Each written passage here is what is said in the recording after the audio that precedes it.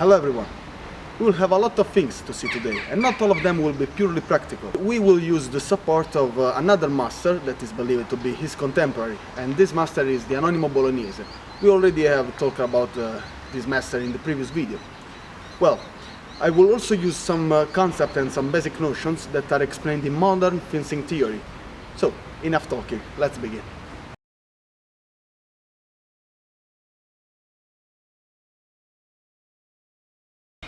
Given that the Bolognese school makes of the accuracy of the walking a point of its strength, and that the master describes with a little detail each individual action, we must be precise in fencing.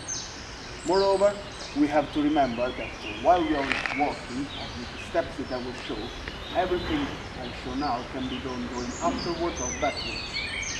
So, we will deepen this discussion in time and measure explanation that is later in this very video. For now, let's begin from the basic steps.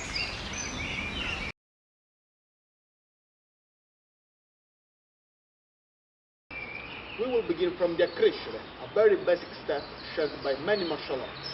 It is very simple. The forward leg proceeds, goes on, and the backward leg follows.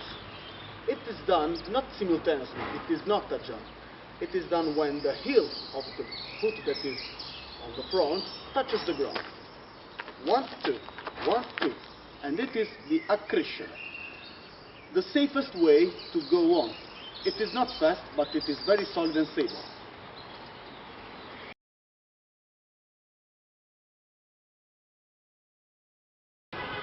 The Decrescere. It is simply an Accrescere that is done going backwards. So, the back leg moves first, and when the heel touches the ground, the front leg comes back. 1, 2, 1, 2. Decrescere. It is not so complicated. You only have to keep in your mind to have the same distance between the legs that you had when you began the movement. So let's focus on this. Accrescere, decrescere. The legs don't close, they keep very stretched.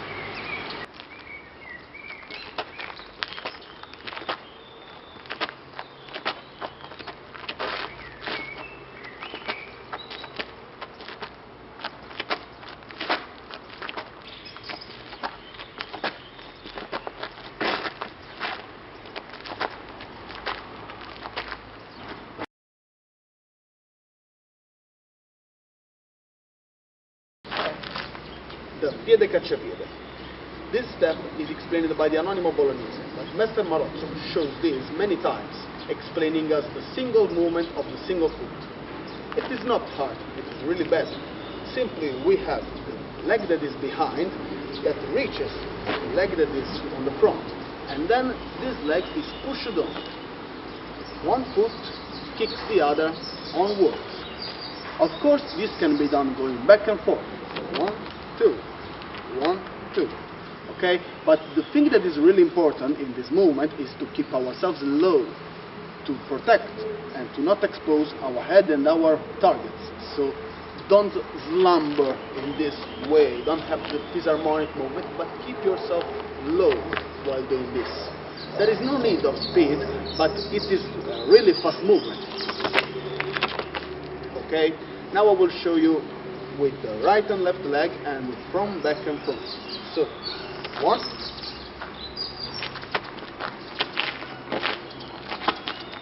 okay, and the back,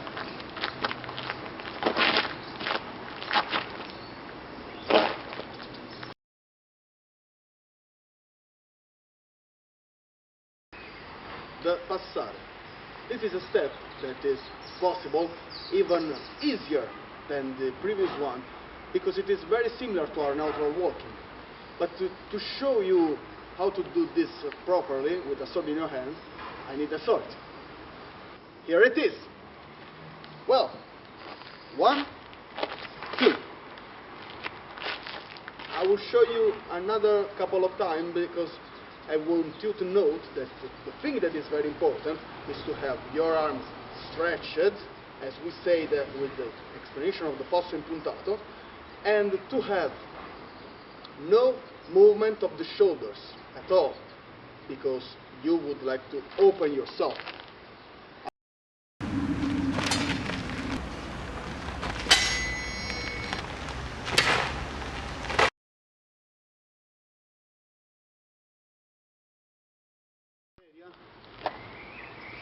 we have seen the Passare, of course, going on.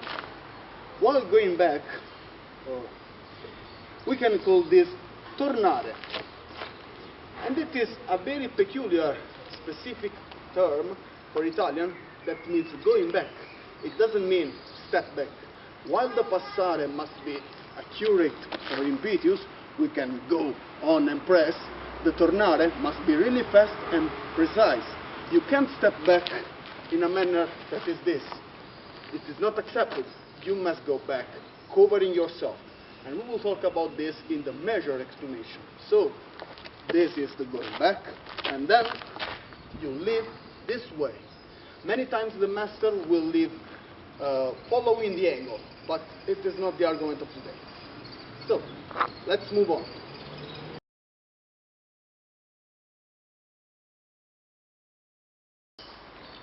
The Affondo, that we may translate in modern fencing theory, forgive me, with the lunge. And it is this simple movement, excuse me. When you perform a lunge or an affondo, you don't stand still. You have to move on, maybe with a passare, combining the movement, or you have to get back in your guard. 1, 2, with your legs stretched. Let me explain for a little moment how a lunge is really done, because it is very important. You don't have to let your knee overpass the line of the foot. It is very dangerous for your articulation, and maybe even in ancient fencing you wouldn't have this type of ground. Maybe you were fighting on grass that can be humid or on dirt. So please note that this is the affondo, as intended in ancient fencing. Very well. Let's move to its counterpart, the Riunita.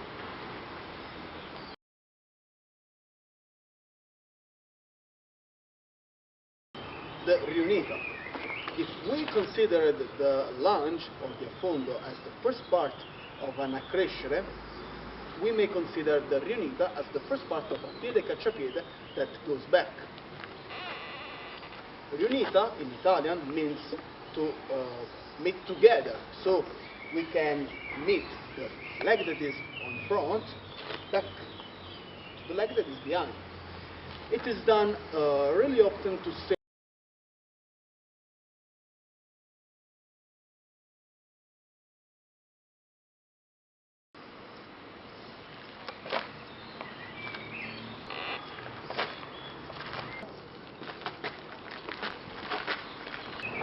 so. After the Riunita, the rule is always the same. You go back, maybe completing the piede caccia piede, or you get back in your guard. Really note this. 1, 2. Da.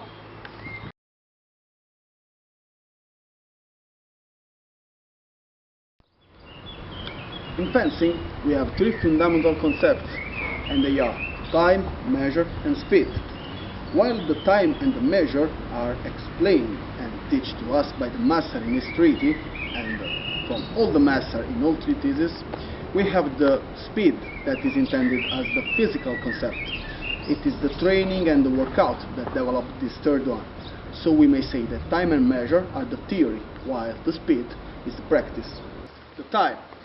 We will refer to the time using the Italian nomenclature, tempo, because it is used in some occasions by the master regarding the shots. Thus, we have 2 types of tempo, the tempo intero and mezzo tempo, and we translate them as full time or half time. The main difference is not just about the mere amount of actual seconds or fractions of them used to accomplish this action, but even the space spent doing this. I know that it may be confusing to mix time and space in this way, but this is done to give more precision to the real shots coming in. So I will give you some brief examples.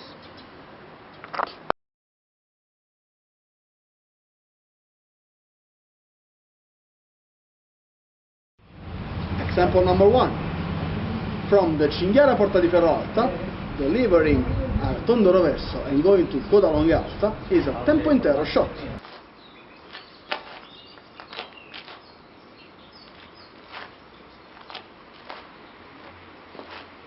Example number 2, the force impuntato from the previous video. We saw that we started from the Guardia di Testa and the sword traveled all around our body from the left side to the right side, delivering a tempo intero shot.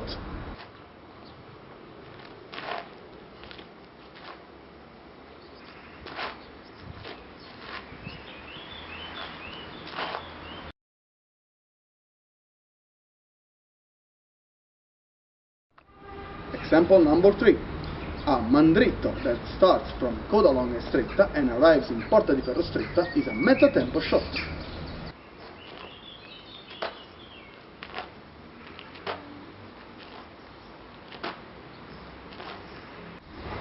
Example number 4, likewise, a falso reverso that starts from porta di ferro larga and arrives in porta di ferro alta is a mezzo tempo shot.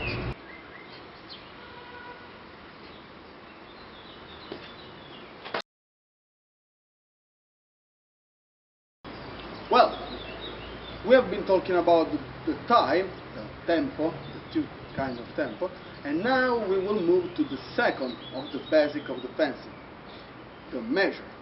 Fortunately, or luckily, we have the reports of the precise terminology about the measure, or for most of them. Let's move on.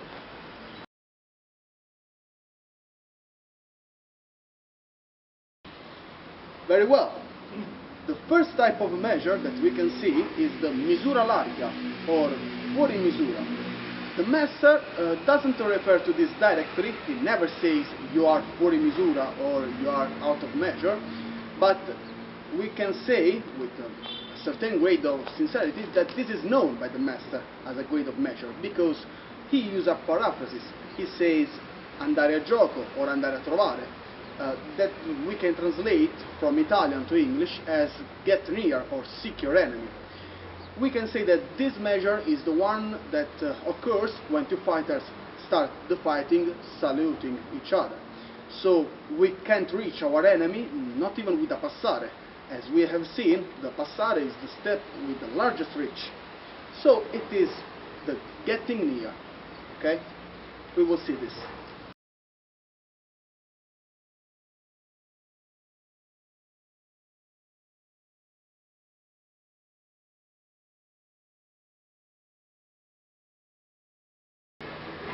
Giusta misura. This is the measure that is utilized the most from the master, at least at the beginning of his actions. In fact, this is the measure where you can reach your enemy with a single step. This depends from the weapon that you hand, but let's say that with the two-handed Renaissance sword, you can reach your enemy with a passare, and then you are at the giusta misura.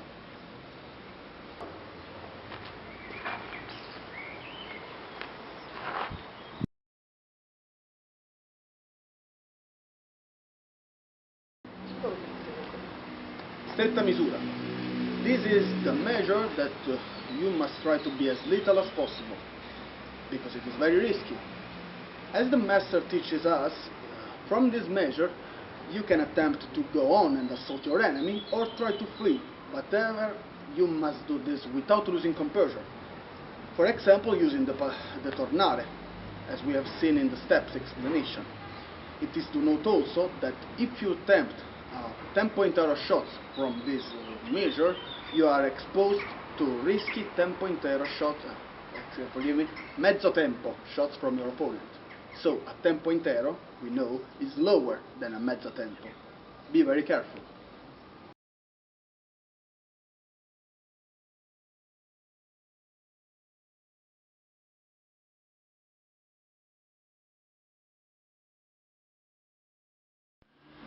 Ingaggio, or gioco stretto. This is the measure that occurs when you are really close to your enemy. So from there it becomes complex to hit your enemy with the blade of your sword, and then the master teaches us how to attempt a disarm or a takedown, or maybe to hit with the other parts of the sword, as we mentioned in the first lesson. Very well, the master is so precise in his teachings that he also teaches us not only from each assault of which measure are described, but even the clauses, the graphs, we can say, between the true edge and true edge of the sword and false edge and false edge of the sword. We will see this.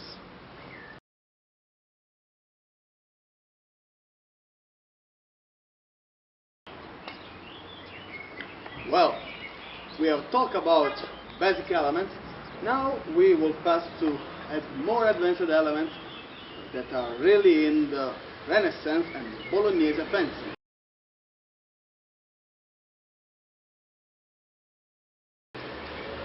The first one will be the Guardia di Faccia. Now, before that I start explaining this peculiar guard, I have to add some more elements to our conception of guards. It is this. We have two types of guards, the higher and the lower. The three families that we have seen until this very moment are all lower, even the Porta di Ferro Alto. Now we will see a higher guard.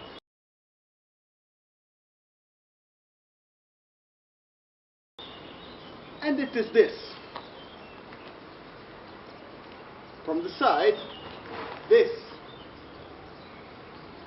Well, it is peculiar of the Bolognese fencing and of the Renaissance fencing because it is, of course, a defensive guard, and we can reach this very guard maybe attempting a thrust or stopping a mezzo tempo tondo, for example this way or this way, okay? But it has a great menacing power. This menaces our enemy with a thrust. It is used to attempt to stop the advancing of our enemy. Of course, someone who is trying to attack us will mind this blade. Okay, let's see that it is very dangerous. It is about over an half and a meter of menace on your front. So you have to take care of this blade before come to attack me. Well, we will see this in the first assault. Now let's pass to another guard, the Guardia di Croce.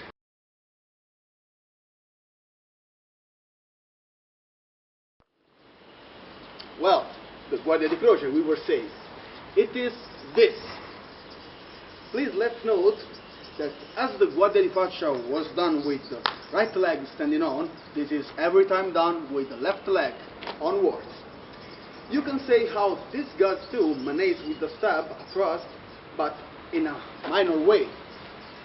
Also, as the Guardia di Faccia is used to defend from roversi, pendenti or sgualembri, or every hit that can reaches us from the above, this Guardia di Croce is used too, as the Guardia di Testa maybe, as a defense against the reversos of our enemy. But only the reversos, of course. The mandrizzo has an open way right here. We can use the Guardia di Croce to menace with a stab or to defend. But we can use this for a very peculiar action from the Bolognese fencing, and it is the cover shot.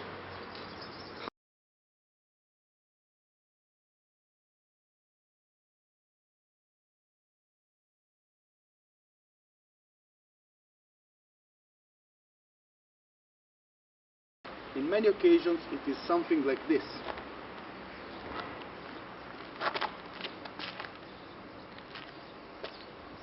One more time.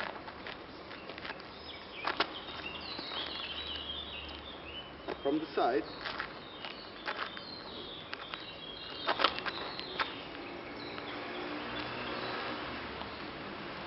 We will show you this with another assistant, not Armando. Be quiet. Well, it is done to hurt or harm the hands of your enemy.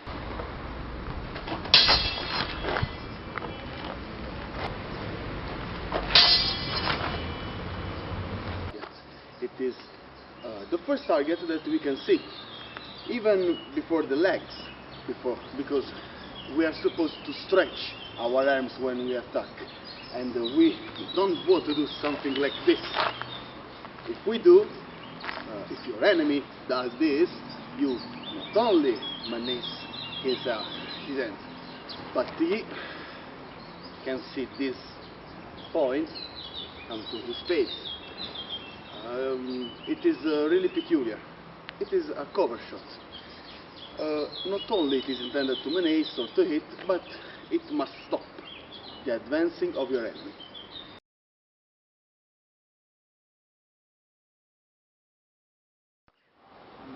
Well, we are over. This lesson has reached its limit for the argument of today, but have no fear, we'll be back soon with even more interesting arguments, because we have really started this fascinating world. From the next lesson on, we'll be going on various assaults. We have given the basics, now we are going to combine the basics and perform the techniques. This will be fun for you. See you next time.